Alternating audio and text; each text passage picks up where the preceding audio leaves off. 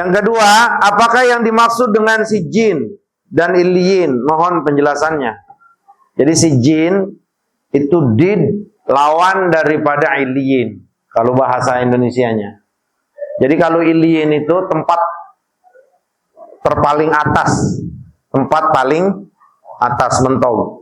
Sijin tempat paling bawah, mentong. Illiyin paling atas luas, sijin paling bawah Jadi kalau 7 lapis langit ke atas namanya illiyin. 7 lapis bumi ke bawah namanya Nah, sijin ini satu tempat yang Allah sediakan untuk menyimpan amalan-amalan orang-orang brengsek. Itu sijin. Dalam surat Al-Mutaffifin, inna kitabal fujjari lafi sijin, bahwa tulisan amal-amal orang fajir itu lafi sijin, di tempat yang paling bawah. Ada dalam satu tafsiran, bagaimana yang dimuat oleh ulama-ulama ahli tafsir, sijin di sini adalah tempatnya iblis dan bala tentara. Mananya apa kalau catatan keburukan kita ditaruhnya di sijin? Mananya nanti pas di neraka bareng sama mereka. Nauzubillahi min dzalik. Sama, wa inna kitabal abrari lafi illiyin. Adapun catatan amal-amal baik orang-orang yang soleh, mudah-mudahan kita semuanya itu fi illiyin. Illiyin itu di mana? Tempat yang tertinggi, tempat para nabi, siddiqin, syuhada dan orang-orang soleh. Maka kalau catatan amal baik kita, catatan amal kita dalam kehidupan dunia itu adanya Allah taruh di illiyin, maka kita kelak nanti akan bersama mereka dalam surga. Siapa ini pujar? Nah, dalam surat Al-Mutaffifin, wailul lil mutaffifin, celaka buat orang yang suka ngurang-ngurangin timbangan. Siapa mereka mutaffifin? Itu kalau mereka yang jual, kalau mereka lagi giliran beli, mereka nggak mau kurang, yang ada minta tambahin.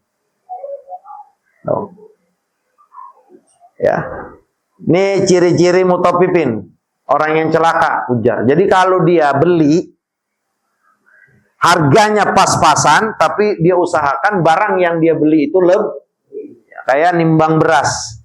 Giliran beli mah kagak mau, kurang dikit juga. Yang ada juga dicomot lagi, itu beras dipindahin ke takaran dia, ke plastik dia. Itu mutaffifin.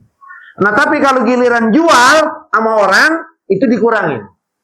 Wa iza kaluhum aw wazanuhum, kalau giliran nimbangin buat jual sama orang, itu dikurangin. Beras udah digituin dikit kan, kalau jual beras gitu ya, digituin, dikodek dikit, kasih. Nah, itu dia. Itu yang bakalan kelak menempati sijin. Nauzubillahi min.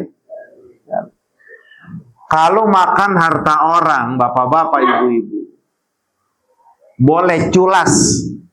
Berapa sih harga beras timbang ukuran 5 butir, 10 butir? Berapa sih? Tapi itu udah dikategorikan pujar, yang tempatnya nanti di neraka jahanam. Gimana orang yang ngambil harta orang karena korupsi? Gimana orang yang ngambil harta orang karena zalim? Gimana orang yang ngambil harta orang karena korupsi, karena mencuri, karena nipu dan yang lainnya?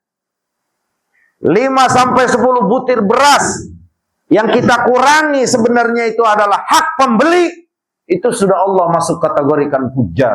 Wa inna kitaban pujari lafi sijin. Tulisan perbuatan amal khabisah yang buruk itu udah langsung ditempatin di tempatnya iblis dan tentara-tentaranya. Nauzubillahi min.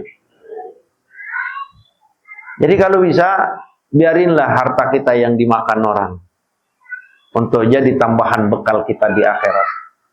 Tapi usahakan sekuat mungkin jangan sampai ada barang orang yang kita makan. Nauzubillahi min. Biarin, mendingan duit kita kemakan daripada kita makan duit orang. Makanya surat ini tuh Allah terangkan kenapa mereka bisa melakukan itu. Karena mereka nggak yakin bahwa di sana nanti ada hari kebangkitan, Di sana nanti ada hisab, di sana nanti ada pertanggungjawaban.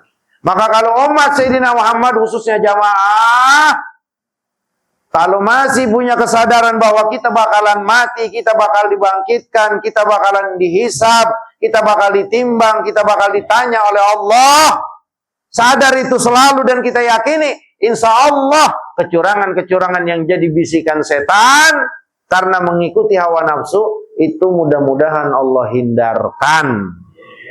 Ngeri loh Pak. Makanya kalau ada orang berani, ya Allah, ngeri Pak. Nanti di akhiratnya. Makanya mikirnya kita ini jangan di sini mikirnya udahlah nanti gue mati. Kalau udah mati sendiri, kalau udah sendiri nanti tanggung jawabnya sama Allah sendiri, ditanyanya sendiri, nanti hasilnya Allah yang netapin. Nah baru surga atau neraka. Lah kalau selama ini perbuatan jahat yang saya sukai, perbuatan maksiat yang saya suka, perbuatan munkar yang saya suka, perbuatan-perbuatan yang Allah benci yang saya jalanin, ini gimana nanti di akhirat? Di dunia mungkin kesenjangan ekonomi kita, sosial kita bagus Pak, dihormatin orang, dicintain orang karena kita kaya, karena kita punya harta. Tapi nanti di akhirat, nauzubillahimin, biarlah hidup susah, yang penting tidak ada yang haram masuk ke dalam perut kita. Biarlah hidup sederhana, tidak ada yang haram yang kita pakai, yang kita tempati. Biarinlah kita hidup dalam keadaan biasa saja, tapi di akhirat Allah ringankan perhitungan kita. Ya Rabbal. Udah ngerilah. Ya bilangin bini-bini kita, istri-istri kita yang kerja, jangan apa lu yang dagang. Kang Udin tuh dagang, Kang Udin dagang tuh. Kalau bisa lebihin orang beli. Jangan sering, jangan. Artinya kalau itu kan ada manajemennya, ada marketingnya. Kalau bisa mah, ya jangan, bahasanya begini. Ini kembalian kurang gimana? Mau diambilin apa gitu? Kalau memang udah pegang, ikhlas. Kalau enggak, jangan. Mendingan dia kita kasih permen 2. Kasarnya. Mendingan kita yang rugi kasarnya, dibanding kita harus makan harta, ini yang dagang nih kita. Semuanya juga kita dagang, kayak begitu. Kalau bisa biarin dah lebih buat orang lain. Jangan sampai orang lain haknya ke kita. Tanggung jawabnya berat banget Pak. Tanggung jawabnya berat. Auzubillahimin. Allahu ta'ala a'lamu bisawab. Mudah-mudahan manfaat.